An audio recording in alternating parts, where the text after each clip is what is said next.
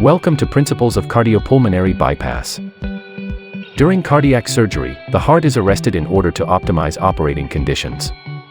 We use CPB to maintain organ perfusion during the period of cardiac arrest.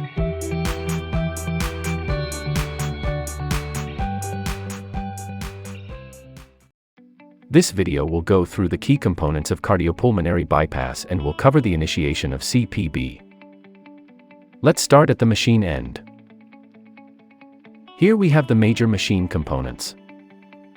The venous reservoir, main roller pump and membrane oxygenator are shown. The patient's venous blood drains into the reservoir on initiation of CPB. The venous reservoir has two safety features. The low-level indicator will alarm if the reservoir volume is nearly empty. The air detector device alarms if air enters the circuit.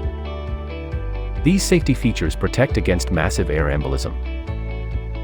From the venous reservoir, blood is sucked into the main roller pump.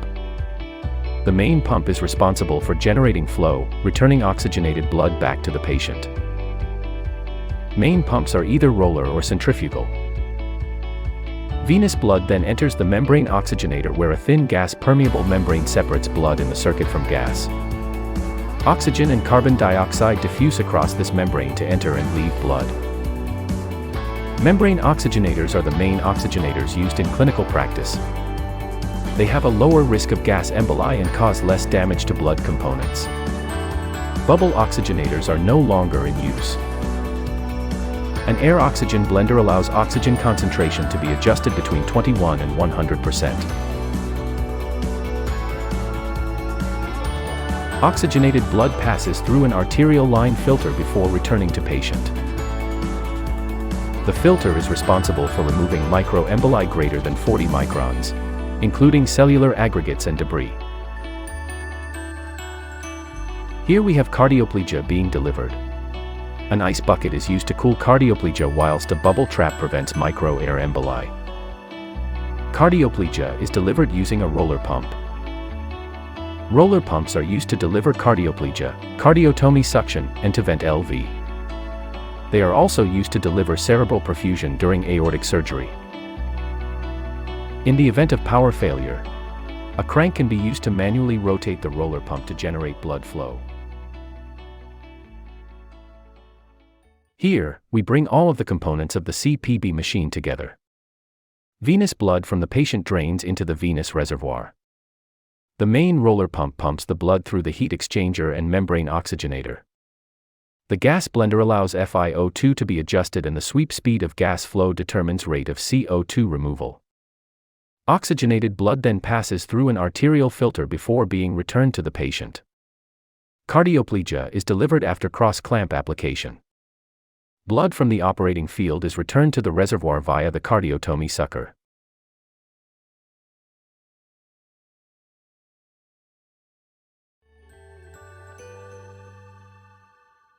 We now look at the patient end cannulas. The aortic, venous, aortic root vent, LV vent and cardiotomy suction is seen here.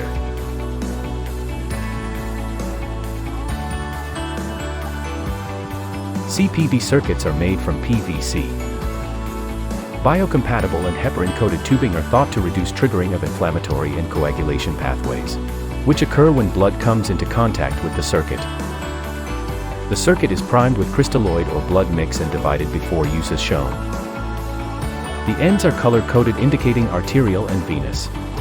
Before going on CPB, the sterile lines are passed out to the perfusionist for connection to the machine. The tubing forms a loop, containing the pump prime fluid. Pump prime fluid circulates within the loop, pumped by the main roller pump. The circuit is checked carefully for air. Once the surgeon is ready to cannulate the patient, the lines are cut and divided. A clamp is placed on each of the cut open ends. The aorta is prepared for cannulation. Heparin is given and the ACT is checked. The aorta can be cannulated once the ACT exceeds 300 seconds. The aortic cannula is usually inserted first. This allows fluid or blood to be rapidly transfused should it be required if the patient becomes unstable. The patient's systolic BP should be kept between 90 and 100 during aortic cannulation. This is to prevent iatrogenic trauma, specifically aortic dissection. Once in, the cannula is de-aired and connected to the CPB circuit arterial line end. The perfusionist will check the line pressure and deliver a test volume of 50 ml. Line pressure should mirror MAP. TEE is used to confirm the position of the aortic cannula in the aortic arch.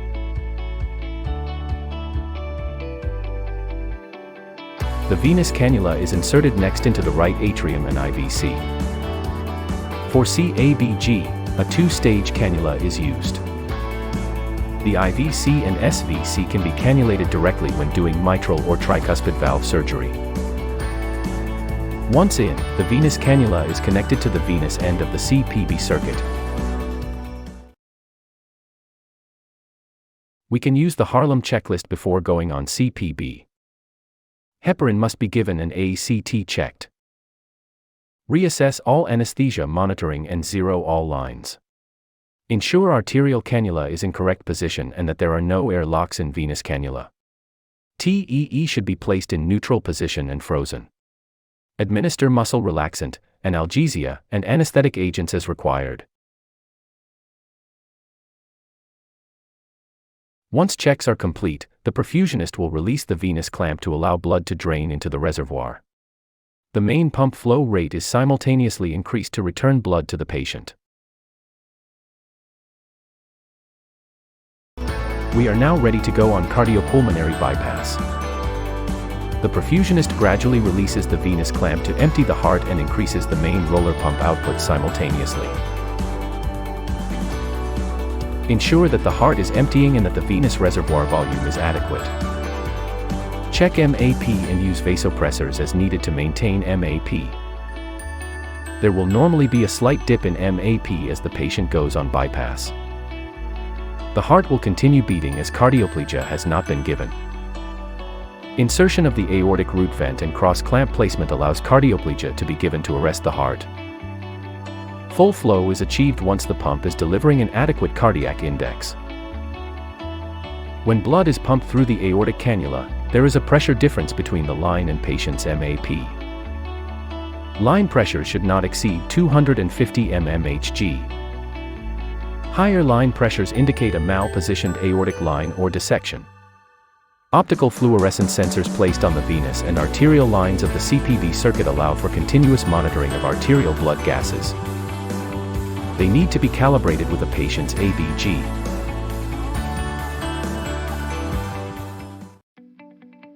DAVES can be used as a quick checklist to ensure that there are no immediate issues with CPB.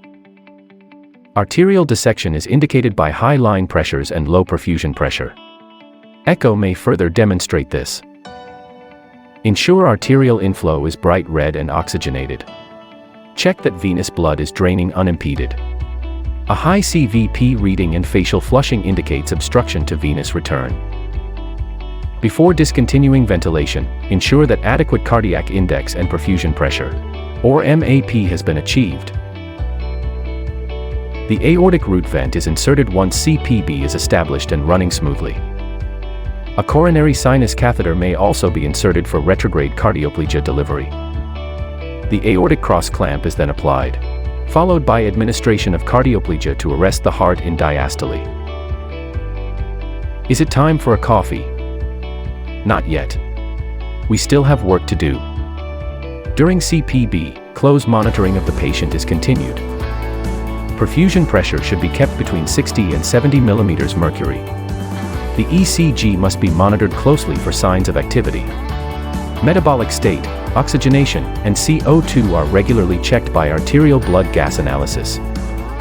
Rising lactate levels indicate hypoperfusion and tissue hypoxia, which may require higher perfusion pressures, increasing cardiac index or transfusing blood to increase hematocrit. The ACT should be maintained above 480 seconds at all times. BIS is maintained between 40 and 60. A number of strategies can be employed during CPB maintenance to minimize the effects of SIRS and prevent risk of end organ damage. These can be broadly divided into pharmacological, surgical, and technical strategies.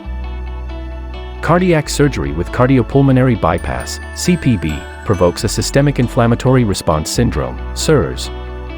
Contact of the blood components with the artificial surface of the bypass circuit, ischemia, reperfusion injury, endotoxemia, and operative trauma are all possible causes of SIRS.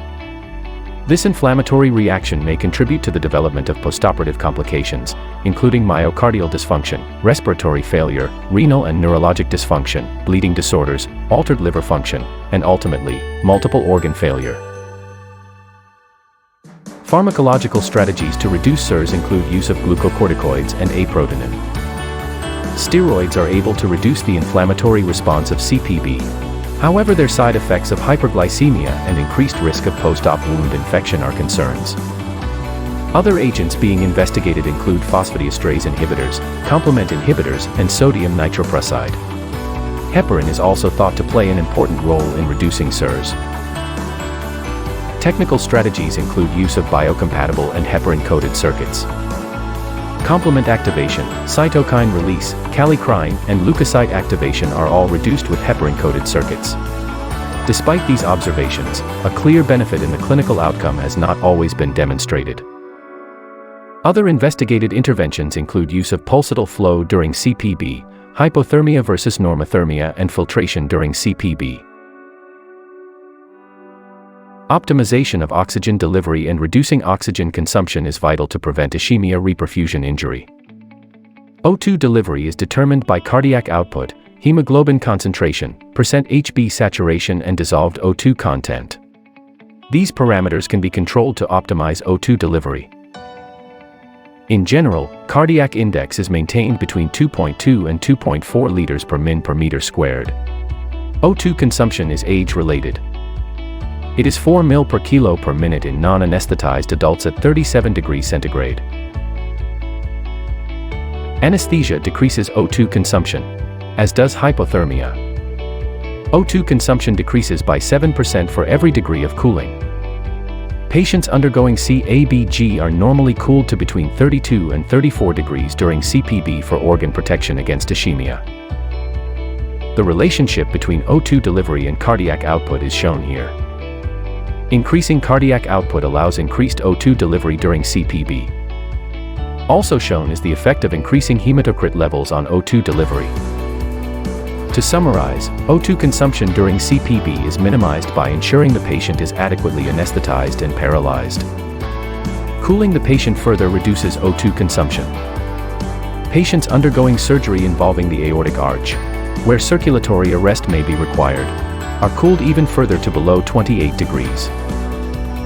O2 delivery, on the other hand, is optimized by ensuring hematocrit is maintained between 20 and 25%, and cardiac index between 2.2 and 2.4 liters per meter squared per minute.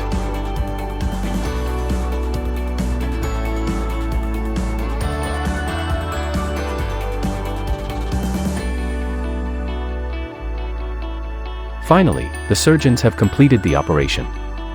We can now come off bypass and separate the patient from CPB. We can use the ABCDE checklist as shown here. The patient should be fully warmed and ventilation commenced. A stable heart rate and rhythm should be present. A rate of more than 80 per minute is optimal. This is because the heart may be stunned following CPB, and reduced contractility is compensated by increasing heart rate. Ensure acceptable acid-base balance and correct any electrolyte abnormalities such as potassium levels. Inotropes and vasopressors should be available to assist hemodynamic status as required. Once off bypass, and the patient is stable, decannulation can proceed. The venous cannula is removed first, followed by the arterial cannula. Protamine is given to reverse heparin effect. Hemostasis then continues. This brings us to the end of this talk. A few other important topics that were not covered are listed here.